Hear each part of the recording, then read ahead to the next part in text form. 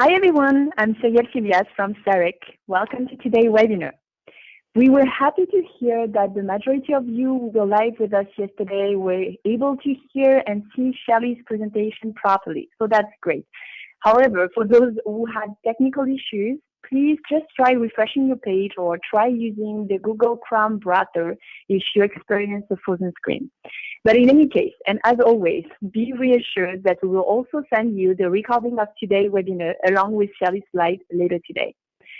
So today is the third and last webinar of the series, but we will all be back next Thursday for a 30-minute follow-up with Shelley Deloyer. And in today's webinar, Shelley will discuss how to get clarity on our desired outcomes, as well as how to optimize our life and work. But as usual, and before we get started, a small reminder that if you have any comment or any questions, please enter them in the question box. Shelley will continue to address your question at the end of today's webinar. Also, a reminder that at the end of today's webinar, you will have a pop-up window with a short survey. Please take a few minutes to let us know what your learning needs are right now and how we can best support you. But first, let's have Shelley deliver her third webinar. So over to you, Shelley. Thank you, Cyrielle, very much. And thank you, everybody who is back again today for part 3. It has been a whirlwind of a week. There's a lot going on. So thank you very much for carving out time in your schedule and joining me again for Thriving Through Chaos. Okay, so we are diving into part 3 in the webinar series. If you missed any of Tuesday or Wednesday's webinars, you can definitely catch the recording that will be coming directly from CIRIC. Just a reminder as well that I have created a workbook that goes along with this training. For those of you who've been wondering, there is one workbook for the whole series. So if you've downloaded the workbook and accessed it, that's the only one that you need. If you're having trouble accessing the workbook, then send me an email and I will make sure that you get a copy of it. However, you can go to this link if you haven't tried to download the workbook yet. Follow this link on your screen, brightfutures.solutions/Thrive workbook, and you can opt into getting that workbook sent directly to your email. So I hope that everybody has that, and if not, just let me know, and I will make sure that you can get it. Okay. Also, a reminder that we are going to go into Q&A again at the end of today's webinar. So if you have questions, please go ahead and pop them into the question box, and I will do my best to answer them at the end of today. Our follow-up session next week, which is Thursday at noon Eastern, I'm going to be doing more dialogue, more Q&A, answering your questions and talking about making sure that you're implementing and applying everything that we're talking about in this webinar series into your life and your work. So if I don't get to your question, I will do my very best to answer it today. If not, then in next week's Q&A. And not to worry if you don't get your questions answered, or if you want to dive into anything deeper, there's definitely an opportunity for you to do that and to book a call with me. So I hope that you will take advantage of that as well. Okay, so on today's webinar, we are talking about best practices and maintaining momentum as you're implementing everything that you're learning through this webinar series, applying it to yourself and to your work. So just a reminder that everything that I'm teaching here is twofold. First of all, I want you to take it on and apply it into your life at home, your life in your work, your life, whether it's within your relationships, within your parenting, within your finances or your health. Everything we teach applies directly to you first, and then for you to share with your clients. Now, I'm a very big believer that all leadership and all empowerment starts with self first, and then with sharing it with others. And that's how we can share and teach from a place of integrity. All right, so we're going to be talking about how you can implement this stuff into your life, but also some additional practices for you to be applying on a daily basis as well, to take advantage of the opportunities that we talked about yesterday, and also applying the mindset shifts and the emotional management that we talked about on Tuesday. All right. So let's start off with some practices for grounding and protecting your energy. So I've had many people reaching out to me, and thank you to everyone who has reached out, whether it's through email, LinkedIn, Facebook. I'm doing my best to respond to everybody. I think I'm caught up at this point. So if you have reached out to me and you haven't heard back, please send me another nudge because I think I'm all caught up. And I also just want to say that if there is typos and stuff coming through, just give me some grace there, because I am responding to everybody as fast as I possibly can and not putting much time into proofreading at this point. I just want to make sure I get back to all of you. Okay, so many of you have reached out and talked about being an empath, being empathic, being a highly sensitive person, which we talked quite a bit about on Tuesday's webinar, and feeling the need to be able to protect your energy and protect yourself from other people's energy coming at you. So I am going to talk more about this now, and if it is something that you want to talk further about and learn more about, then definitely let me know, because it's such an important topic. All right, so protecting your energy. There's two ways that I do this, and I practice this on a daily basis, all the time. And if I'm working with clients, if I'm training, if I'm coaching, or even if I'm just, out in public and there's a lot going on, then I double down on this and do it even more. So protecting your energy involves sort of the realization that you have an energy field all around you. And we can't see it, right? But that doesn't mean it doesn't exist. Just the same way that we can't see energy, we can't see electricity, we can't see that. The same thing is true for your energy. So you can think of it as having about a 9-foot field all the way around you in all directions of energy. And it's kind of like a bubble. So if you're to take a look at the picture on the screen here, see the bubble all around this person? You can just imagine that being this person's energy field. And so when we come into contact with other people, our energy mixes with their energy. And that's how we can take on energy and emotions from other people. Now, they don't have to necessarily be in that 9-foot diameter sort of bubble of you, because we do this all the time, even through the TV or through the phone, or picking up on people's energy who are, further away from us. And so what I want you to be able to do is to sort of imagine that your energy field is yours to protect, and you get to influence what you let in and what you let out, so that you have control over what you're experiencing, what you're taking on, and being able to protect yourself and guard yourself from other people's negativity. Right? So this is especially true for those of us who are what we would call a highly sensitive person or empathic. If that's true for you, even if it's not, this is incredible tools for you to be implementing. Okay, so what I want you to do is just make sure that your feet are flat on the floor. Wherever you're sitting or standing, either one is fine. Have your feet firmly planted on the floor so that you can feel the floor beneath your feet. And a big part of grounding yourself is to connect yourself down into the earth, right? Which we're going to go through whatever floor is below you. So make sure your feet are flat on the floor, and I'm going to take you through how to ground yourself as a really effective way for protecting your energy and sourcing energy as well, getting more energy. Okay, so I'd love for you to go through this with me and practice it and try it on, and then keep implementing it into your life. So wherever you are, plant your feet flat on the floor. Take a nice big breath in and out. Good, and you come right back to this present moment. So what we're gonna do on your next big inhale, you're gonna take a nice big breath in, and as you breathe out, you're gonna do a nice big quick breath out.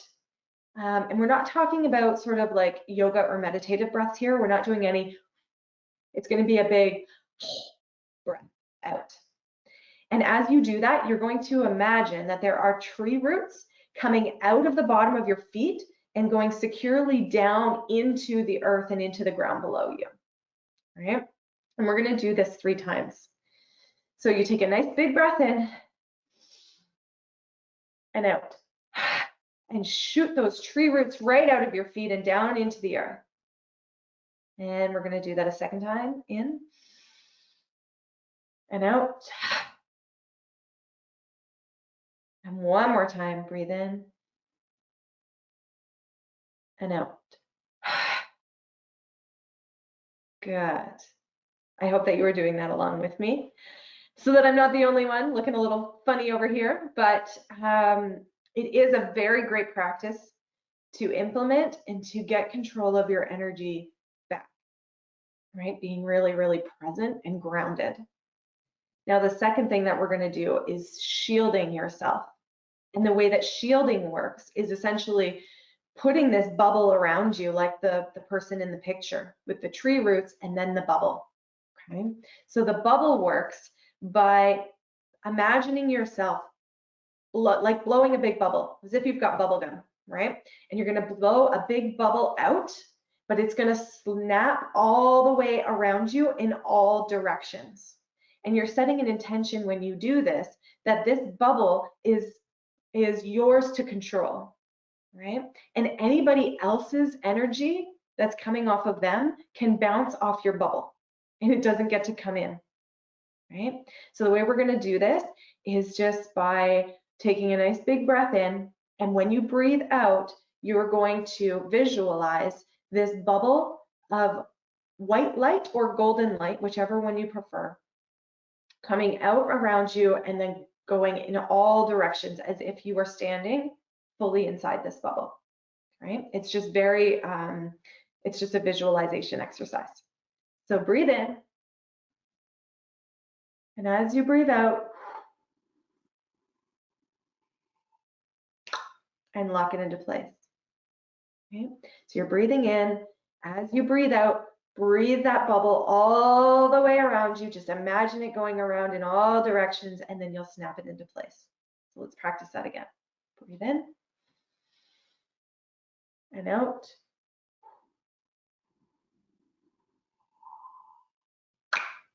And snap it into place.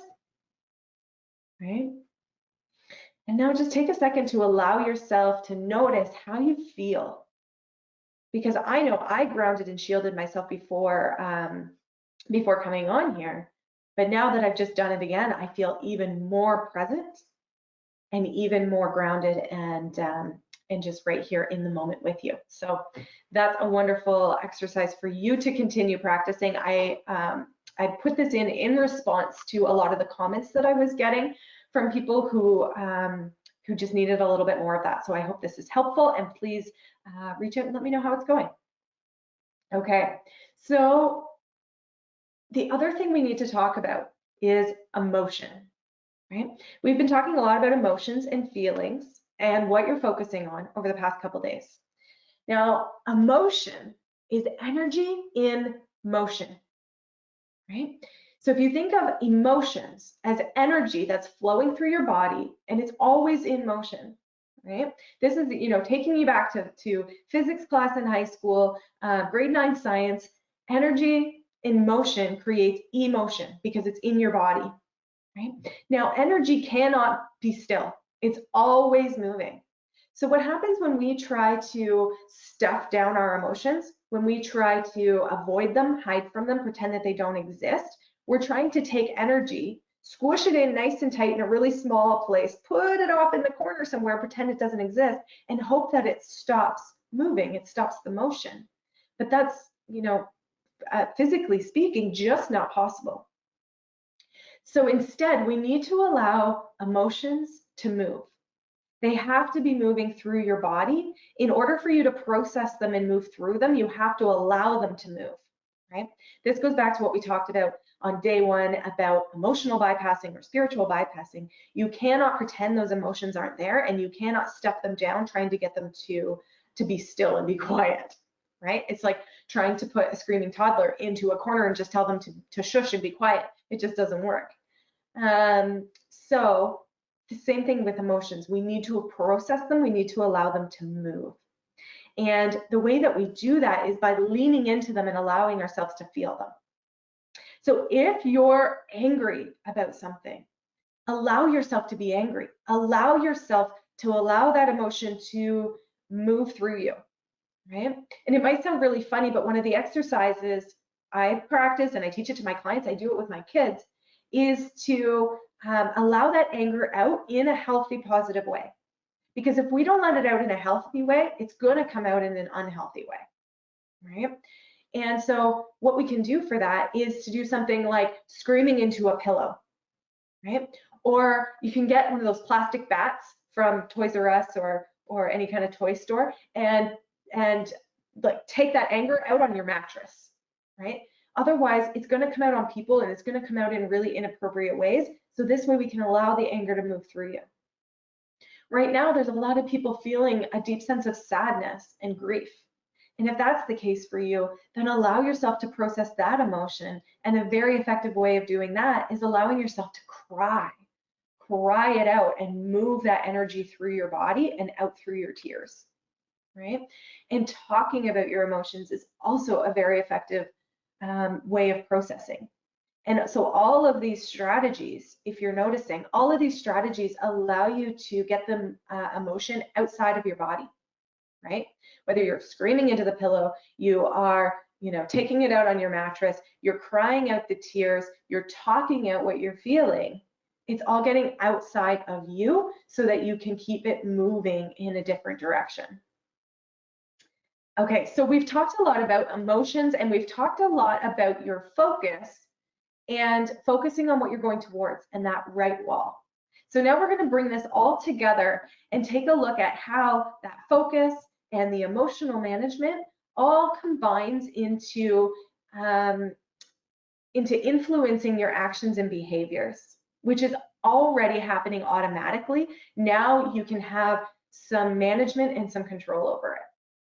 All right, so this is the NLP communication model, which is a model for how all people are taking in information, processing it, and then doing something with it outwardly. All right, this is what's happening for everybody all of the time, regardless of whether we're aware of it or not. And for the vast majority of the time and throughout the vast majority of our day, this is happening unconsciously. We're not even aware that it's going on. Okay, so all communication happens outwardly, but it actually happens inwardly first. And before we get to what's going on inwardly, it starts by us taking on an external event, right? So we start with an external event coming at us. We're gathering information through our five senses, right? So we see things, we hear things, we touch things, we taste things, and we smell things, and all that information comes into our mind where we then filter it, right? Because information is coming in at us at a rate of 11 million bits every single second. That's way more than we can process. So we need to take that information and filter it down to a manageable size. So from that 11 million bits of information coming in every second, we're going to delete some of that, we're going to distort some of that, we're going to generalize it to make it a size of information that we can handle. And we take that information and we turn it into an internal representation in our mind. Now, that internal representation is basically a very fancy way of saying we create a picture in our mind, right? And that picture in our mind is either going to have a towards wall focus or it's going to have an away from focus, right? So when I talk about your focus and I talk about, picturing that outcome that you want, running that success film through your mind, it's your internal representations that we're playing with here. And so just to give you an example, I'm going to give you a word. And when I say that word, I want you to pay attention to and notice the very first thing that you picture in your mind, the very first thing that comes to mind. Now, for some people, it'll be another word that comes to mind, or it'll be an actual visual representation, or you may get a feeling. Any of those is all good. All right, here we go. When I say the word Hawaii, what's the very first thing that comes to mind for you? Right? Some people picture volcanoes. Some people picture islands, or people in grass skirts, or a luau on the beach, or a pina colada with a little umbrella in the drink, right? Everybody has a different internal representation of what Hawaii means. Some people's pictures might be very positive, and other people's pictures might be a little more negative if they have some sort of a negative attachment to the information coming in. All right, so that's your internal representation. And then that picture mixes with whatever's going on in your body, the physiology of your body, to, whoops, wrong direction, create your emotional state, right? So information comes in, we filter it down to a smaller size of information and create a picture of our mind, in our mind. That picture in our mind mixes with what's going on in our body and creates emotions. This is what we've been talking about earlier in this webinar series with your thoughts, which are part of that internal representation. Your thoughts lead to your emotions, and then those emotions feed back into your thoughts, right? So this is what's going on unconsciously all day long, whether you're aware of it or not. Now, what happens next is your emotions then drive your behaviors, all right? So what we're going to be taking a look at today is deciding which behaviors and which actions are going to be most appropriate for you moving forward, right? At the end of our day, our behaviors determine our results. And if you're not getting the results you want in any given area of your life, right, things aren't showing up the way you want them to. What most people do is they kind of work backwards and take a look at, well, what do I need to do differently? The easiest example for this is to look at kids in school, right? So say you've got you're working with a grade 11 student. Maybe you have a grade 11 kid, or maybe you're working with youth and you've got somebody in grade 11 who's saying, you know, I'm not getting the grades that I want. I'm not going to be able to get into the school that I want to get into, and it's stressing them out. So the result they're getting isn't what they want. They want to get an 85 average by the end of grade 11, and right now they're sitting at a 72. Okay, so the result they're getting, they know is not what they want. The easiest thing to do is back this up and look at their behaviors and say, okay, now what do you need to do differently? You need to study more. You need to ask for extra help. You need to hire a tutor. Here's all the things you need to do outwardly that are going to create a different result. And while all of those ideas and all that advice is helpful and comes from a very good place, it's ignoring the whole front end of this equation of what we're looking at in the communication model, right? So instead of just looking at behaviors, we need to design those behaviors by first looking at what is the person focusing on in their mind, what's the internal representations that they're running through their mind, and what are the emotional states coming from that are driving these behaviors, right?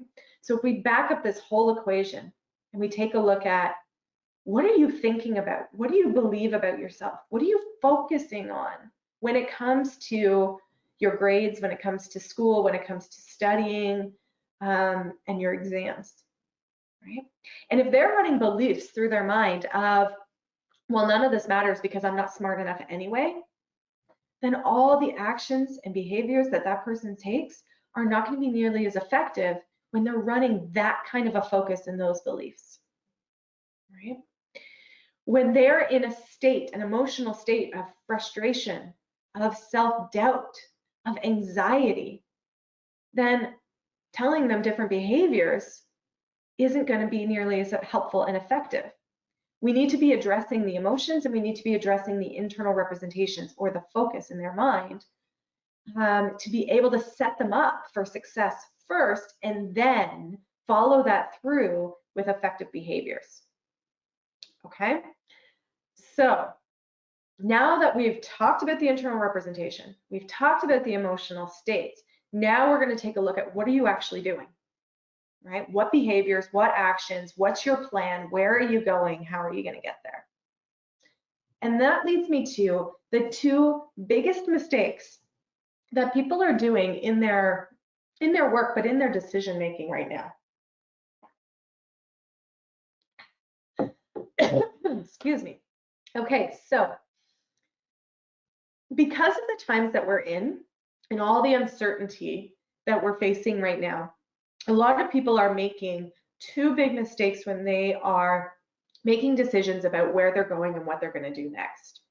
Now, these two big decisions, the first one is that people are making irrational or emotional decisions based in fear, right? So they've got that away from focus. They're in a state of fear and imagining the worst case scenario, what's going to go wrong, and then impulsively creating irrational decisions without thinking things through, right? Because we tend to go into fight or flight as soon as we are in a fear response, right?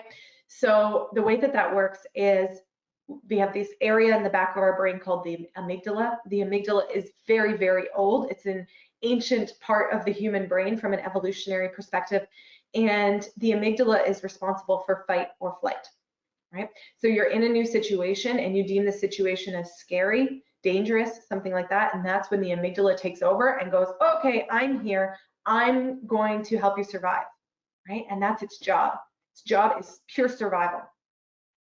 Now, we also have much more, we'll call them newer areas of your brain from an evolutionary perspective that think things through and that can evaluate and can analyze and can be much more strategic. The amygdala doesn't do that, doesn't do any of that. It's just survival. So what you actually need to do is recognize when you're in this fight or flight response and stop and incorporate more logic into your decision making, which is totally unnatural. It's an unnatural human response when you're in fear, right? So we have to train ourselves and teach ourselves to do that. So instead of making irrational and emotional decisions out of fear, what some other people will do, the other response to fear, is to just freeze, right? It's to do nothing. It's to avoid taking all action altogether because I don't know what to do. This is new. This is scary. I don't want to make the wrong mistake. I don't want to take the wrong actions. I don't want to make the wrong decision. So I'm just going to stop, right? And a bag of chips and some next Netflix for the next 2 months seems really, really good. That's it. I'm just out, right? And I totally appreciate that too, because all of this is completely natural. It's how our bodies are programmed to respond until we change our wiring, until we tell ourselves and intentionally create different decisions for ourselves. All right, so we're not going to operate out of fight or flight. We're not going to operate by freezing. Instead, what we're going to do is incorporate some new best practices into our life, into our work, into our daily routines to help us thrive through this time. Our goal is not just survival right now. I want you to do way more than survive. I want you to thrive. All right, so here's some best practices to help us do that.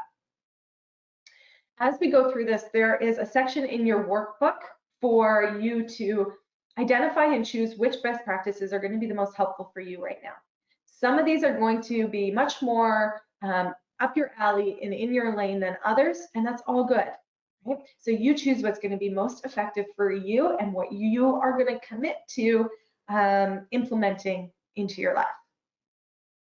The very first one is extra important because of the times that we're in. Now, connection is a fundamental human need, and it's one that often gets overlooked, right? So we know that we have human needs such as food, shelter, safety, and security. Love, belonging, and connection are right in that same category, right? They are fundamental human needs that all of us require in order to live a happy, healthy life. So if you are feeling very isolated, if you are alone right now, then I strongly encourage you to get creative in how you can create more connection and community in your life right now. And the same thing is very true for your clients, right? I've had multiple people reaching out and telling me, that you are worried about your clients who are isolated and alone right now. And I really get that, because connection and community is looking very different now than it was looking 3 weeks ago, right? So we need to get creative, and we need to take a look at how can we create more of this connection and community for ourselves and then for our clients in this unique time that we're in. So just some examples. Last week, I did daily connection calls with whoever wanted to show up, right? I put it out to my community and just told them every day at 1 o'clock, I'm going to be on Zoom. Here's a link. Come join me, and just let's connect and create more community in this unusual time that we're in right now, right? And if you don't have a community of your clients, now is a great time to create one. Reaching out to people, create a Facebook group or create a LinkedIn opportunity for people to join with you. Whatever community your people are already using, let's use that to bring people together more and create additional connection and community. This is also a very appropriate time for increased creativity.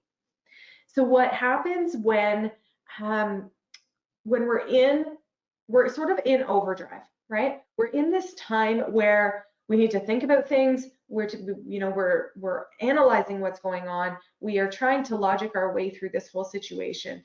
Our left brain, which is responsible for critiquing, analyzing, logic, decision making, our left brain is in overdrive right now. Right? Our right brain is responsible for creativity. Right? Now, keep in mind that our left brain and our right brain are the same size. Right? And I don't think nature makes any mistakes. I think they're the same size for a very specific reason, because we are supposed to have balance between the left and right brain. So if you've been going too far into logic, analysis, all the things you've got to get done, the to-do list, the responsibilities, then I strongly invite you to amp up your right brain right now instead, and to lean into play, lean into creativity, lean into fun. Right? Doing that actually helps serve your left brain better in the long run. Right? Because if you go too far into left brain and the right brain starts shutting down, then your left brain will say, no, I'm out. It'll have to tap out, right? You'll get exhausted from it. And so amping up your right brain creates that balance and harmony for the two sides and the two hemispheres of your brain to integrate and work well together. Okay, number 3 is meditation. And this is another hugely important practice for you to create that harmony between your left brain and right brain, and really hone your focus, hone your mindset, and create a strong, grounded place of being in your body. Now, meditation, different people have different types of meditation practices. There's a few that I use. If you want resources, I would direct you to check out Emily Fletcher. Her business is called Ziva Meditation. You can get the first 3 days of her course on a free trial. So you get access to the first 3 days of her program completely for free if you want to check her out and see if it's for you. The first 3 days are more focused on mindfulness and less on meditation, but you could also you don't need anything fancy in order to meditate. And a lot of people get caught up in meditation because they think they can't shut their brain off, right? And actually, and Emily teaches this, you don't need to shut your brain off, right? Thoughts and having thoughts come into your mind during meditation are actually not a problem. They're not the enemy. Your thoughts are not the enemy. Effort is. So trying to force it and making it too effortful completely gets rid of the purpose of meditation.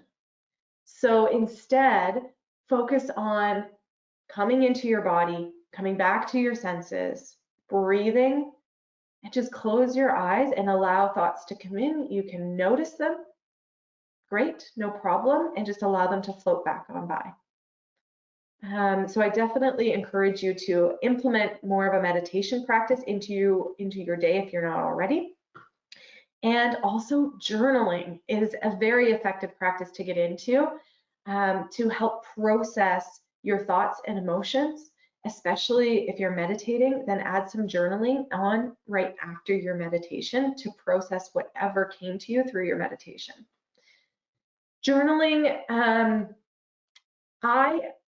I like to use a very free-form, free-flowing journaling practice where I am sort of thinking of it as a brain dumping exercise. There doesn't need to be structure to it. You don't need to have prompts. You can if you want to, but you definitely don't need to. And just allow yourself to ask yourself open-ended questions and journal whatever's coming up, right? What am I feeling right now? What's on my mind today? How do I want to feel today? Who am I choosing to be today? Right? So you don't need to use those prompts. You can come up with your own and just allow yourself to free form and flow with whatever is coming to mind for you. Now, the last thing we're going to talk about in this section is scheduling for success. Setting up your day to go well and to be successful from the time you wake up till the time your head hits the pillow at the end of the day. Right? And we're going to dive into this one a little bit more. If you don't yet have a morning routine, now is the time to create one. This is such an important aspect of my day, and it has gotten so much more important because of the times that we're in. I often have clients say to me, like, what do you mean by morning routine? You mean waking up and rushing through everything I need to do to get to my work on time? That's not an effective morning routine. No, but I totally appreciate that because that's exactly what mine used to look like too.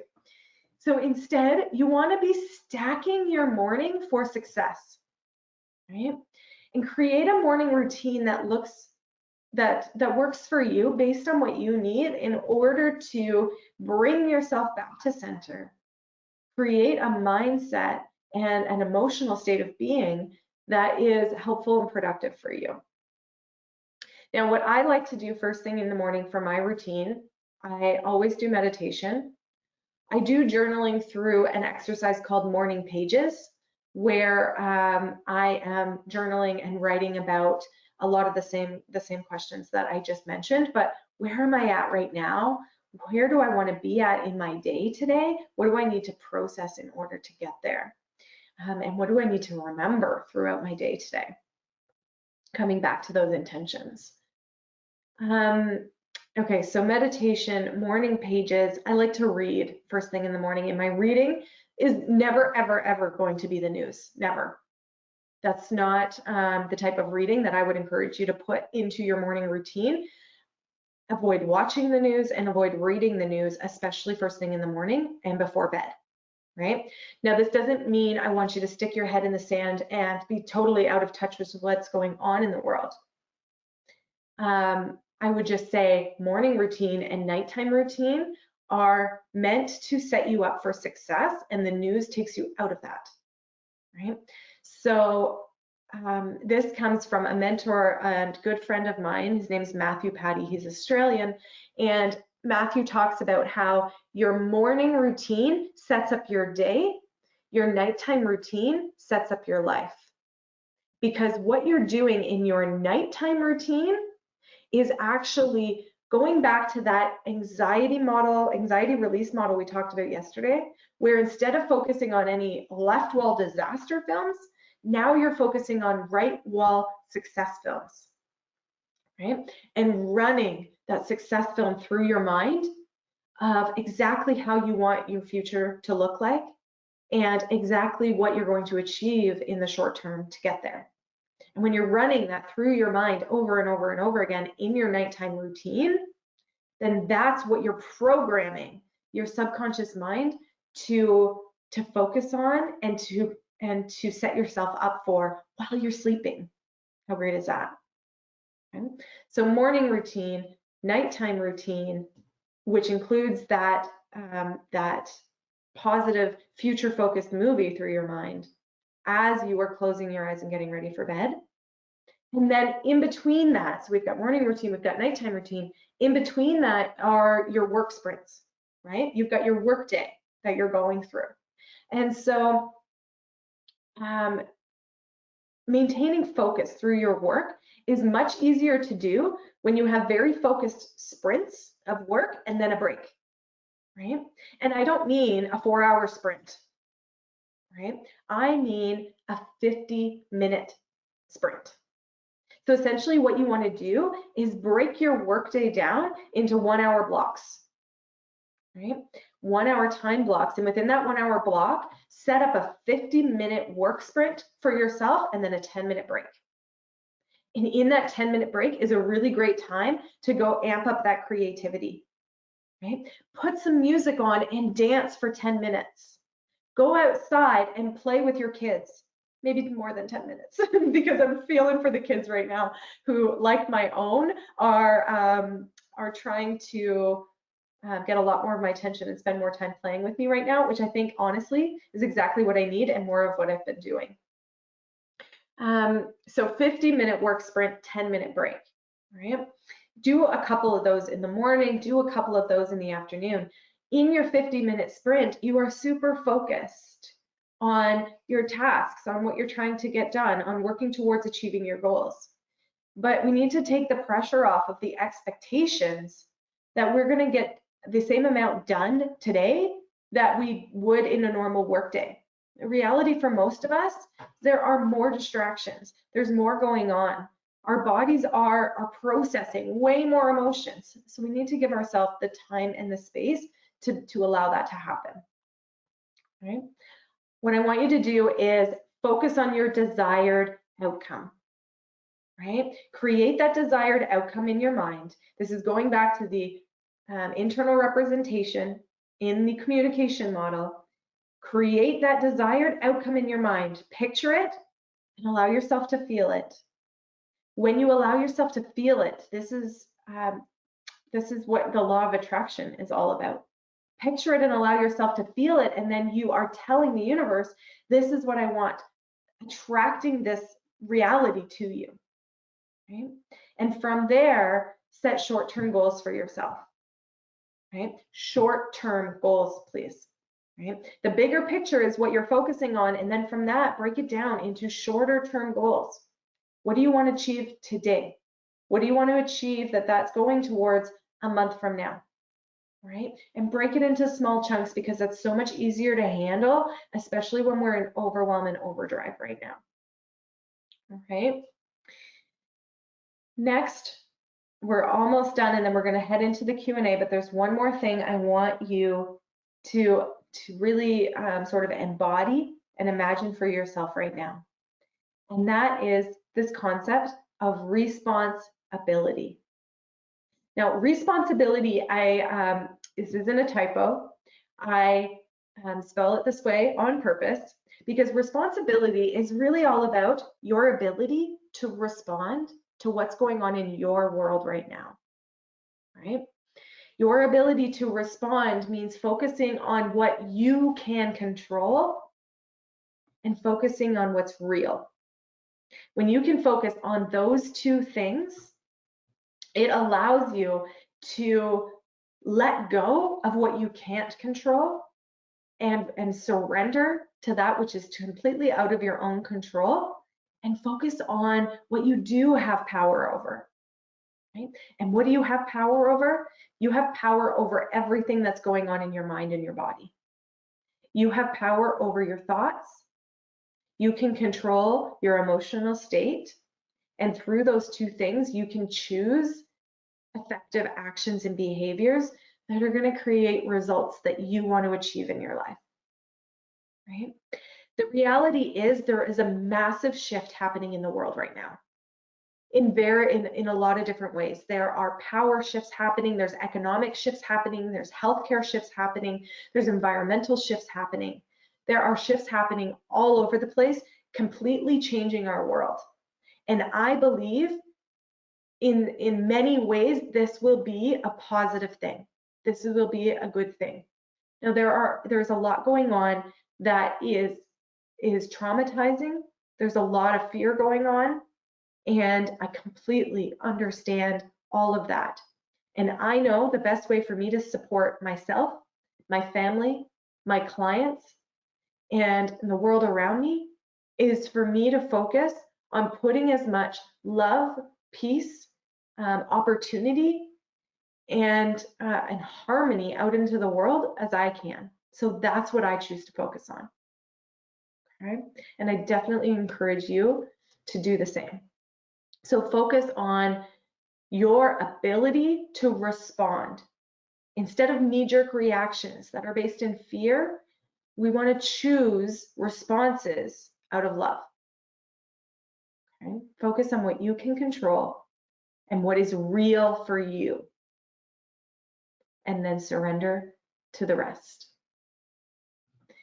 Okay, so we are going to move into Q&A, and as we do that, I invite you to put any questions that you have into the Q&A dialogue box. I will do my best to get to as many of them as I can. We're also doing more Q&A next week, Thursday, April 9th, at the same time.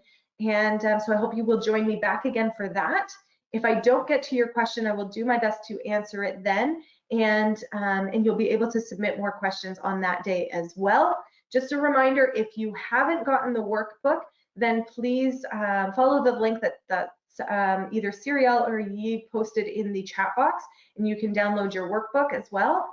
And I also want to remind everybody that I am offering complimentary needs assessment calls to participants of this webinar series and to your organizations. So if there's multiple of you from the same organization on this call, you can book one call for all of you together. And what we're doing there is jumping onto a call together, talking about what your organization and your people need in order to thrive, and that includes you.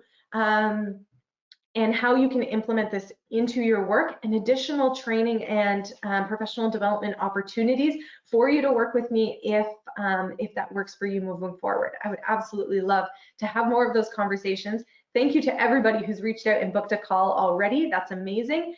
And I hope that more of you will do the same, so that we can implement more of this transformational work and these shifts into your life, your workplace, and for your clients as well. Okay, here we go. Jumping into, there we go. The needs assessment call link is listed on this page as well. Just follow that Calendly link to book your assessment call with me. All right. I am going to just make this bigger so I can see the questions.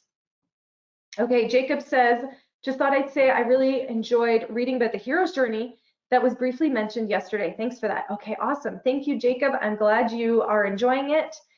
It's definitely a huge piece of my life and my work, so thanks for sharing.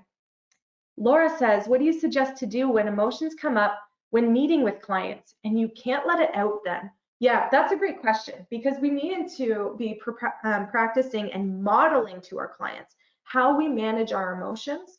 And if it's not an effective time, it's not an appropriate time for you to let out whatever you're experiencing, then you can shelf it, right? Now, here's the thing. By shelving an emotion, you're not avoiding it. You're not pretending that it doesn't exist. You are consciously committing to putting it on a shelf for now and deciding actively that you will be coming back to it as soon as appropriate, right? So what I will actually do is imagine in my mind that I've got a shelf. Mine's in my upper left-hand corner. I don't know why. That's just where I put it. There's a shelf there, and I can reach up and I pull it down, and I take whatever I'm experiencing and I imagine putting it into a jar, putting the lid on the jar, I put it on the shelf, and I put the shelf back up, right? That way I am now dissociated from that emotion, meaning I am separated from it, which is sometimes how I need to be in order to effectively show up for someone else. Now, it's extremely important when you shelf an emotion that as soon as you get out of the situation that you're in and you have some time to yourself, that you pull the shelf back down, take the jar off the shelf, open it up, you're associating yourself back into the emotion so that you can move through it. This is how you're not just avoiding it. All right? I hope that helps. Okay, Denise says, how about people who are feeling hopeless and overwhelmed? So if you're to look at the emotional guidance scales, right, going back to webinar 1, hopeless and overwhelmed. Overwhelmed is a little bit higher up, but hopeless is a very low vibing emotion. Everything we've talked about applies to both of these scenarios. It's about having them process, work through that emotion, talk it out, cry it out, get angry, however you feel, allow yourself to feel that way, and then choose some emotions higher up on the upward spiral that allow you to move towards them, right? And just encourage people to create a picture in their mind and focus on that right wall of what does this new emotion feel like for you? How do you want to feel? Where do you want to be? And take that on now. The reality is, if this person can imagine a positive emotion, right? Like feeling peaceful, if they can conceive that, it's because it already exists within them, right? If we can conceive something, it already exists within us. So then that means we just need to bring ourselves back to that time and back to that state instead of focusing on the one that's not working for us. So I think that definitely applies regardless of which emotion they're feeling. Okay, Sonam says, how do I allow and process any negative communication to flow and go in and still shield from the negative energy that I don't want? So the bubble is what protects you from energy, right? So you're still going to hear the person's words, you're still going to communicate with people, but it's intentionally, telling your own body and your own energy field that you are blocking yourself from any negative energies. Okay, so I hope that answers your question. But yeah, definitely practice the bubbling. I love it. It's super fun. Okay, Ashley says this was very well presented. Thank you very much for your feedback, Ashley. Nancy, I love this whole series. Thank you, Nancy. You warm my heart. Thank you, Sarek. Absolutely, thank you to Sarek. They have been doing so much work for all of this, so definitely remember to send your love. Such great advice. You saw me at Connexus, and that I was, oh, thank you, Nancy. I love you. I'm loving all this positive feedback. You guys are awesome.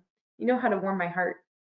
Not a question, just help for people to remember reptilian brain. Yeah, absolutely. When I talk about the amygdala, it's all about your reptilian brain versus your more evolved brain. And that is definitely still there and still a thing. And it still operates from this perspective of like fight or flight survival. And oh, there's just so much more we could get into there, but gotta stay focused. Okay, Melissa says, regarding the 2 biggest mistakes, how do we help clients and friends see that they are responding that way and have them change their outlook? I find I'm fairly good at realizing when I'm doing that, but I have trouble getting someone else to see that they are freezing or stuck. Amazing, Melissa, thank you for asking this. So one thing to remember, and I have learned this the hard way many times, one thing to remember is we can only help people who want to be helped, right? A client is only a client when they ask. So this goes for friends too, not saying that they're going to be your client, but you have to ask their permission. Do they actually want your help, or do they just want to vent? And I use this question all the time. I use it with friends. I use it with my husband all the time because he will regularly tell me, he'll look at me and be like, stop coaching me right now. Back up, sorry, because that's not my intention. Right? It just comes out of me so easily. So first question to ask them is, do you want me to help you with this right now, or do you just want to vent? And if they just want to vent, then your only job is to be a set of ears for them, right? And that's totally okay. If they are looking for help, then you can ask them questions to bring them from left wall to right wall. Okay, and asking questions allows them to do this for themselves, and you're guiding them instead of telling them what to do. So questions like, what do you want out of this, right? So if this is where you are right now and they're telling you their problem, they're telling you they're away from focus, you tell them, okay, so if that's the problem you're in right now, what do you want to get out of this? Or what does the solution to this look like for you? Right? Or what do you think a positive outcome could be here? Right? So you're bringing them over to that towards wall. Essentially, you're getting them to tell you what they actually want instead of what they don't want. So that is where I would start and then go into feeling, right? So IR, internal representation first. What are you focusing on? What do you want? What does that look like? What thoughts and beliefs go along with it? And then take on the feeling, right? How do you want to feel? When you have that outcome, when you're staring at this right wall, how does that allow you to feel and take on those feelings?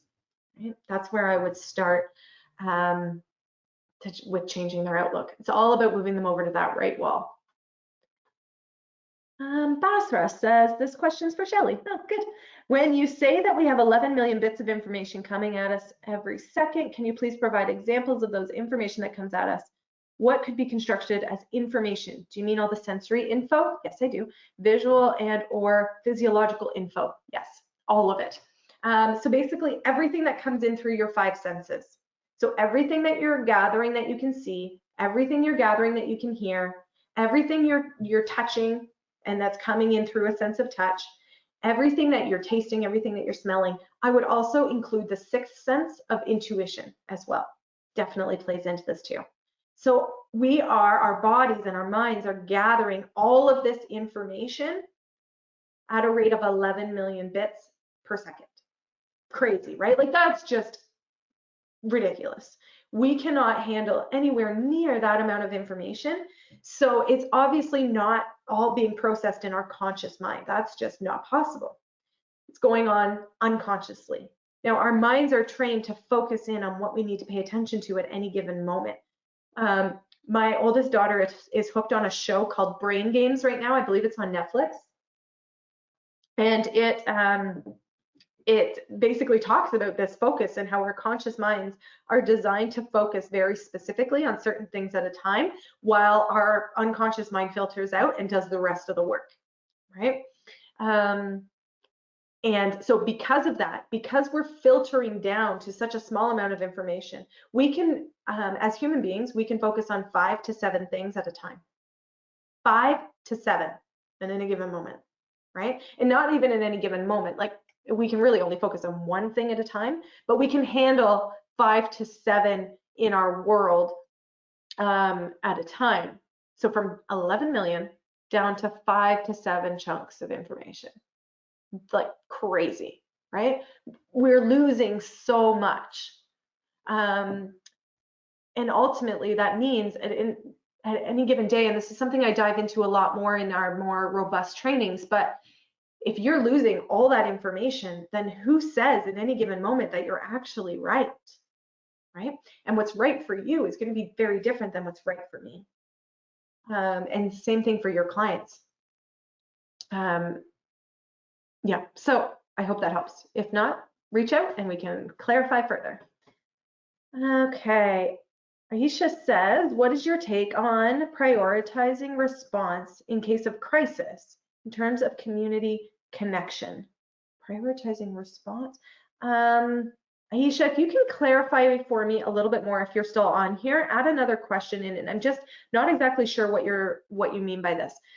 So if you can give me more context in the chat, then I will read into this a bit further. But what is your take on prioritizing response in case of crisis in terms of community and connection? So in a time of crisis, community and connection is even more important than ever. And people supporting people, right? And I am seeing people providing so much help and support to their communities.